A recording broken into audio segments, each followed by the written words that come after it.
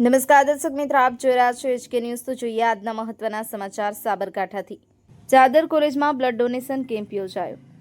આજરોજ સરકારી વિજ્ઞાન અને વાણિજ્ય કોલેજ ચાદર ખાતે બ્લડ ડોનેશન કેમ્પનો NSS coordinator doctor Ankit Raval દ્વારા KG પટેલ આચાર્યશ્રીના માર્ગદર્શન હેઠળ આયોજન કરવામાં આવ્યું, જેમાં ડોક્ટર જય દવે, ડોક્ટર અદિત દેસાઈ, જનકભાઈ વણકર તેમજ સમગ્ર કોલેજ પરિવાર સહભાગી થઈ અને કાર્યક્રમને સફળ બનાવેલ।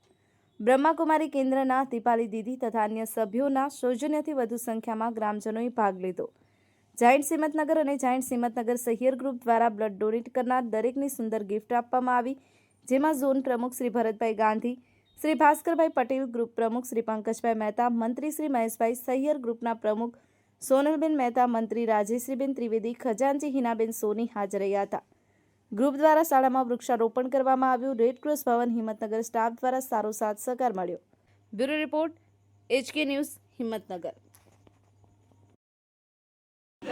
અનેકોના જીવન બચાવી શકે છે તો આપણે કેમ ડોનેટ ના કરીએ?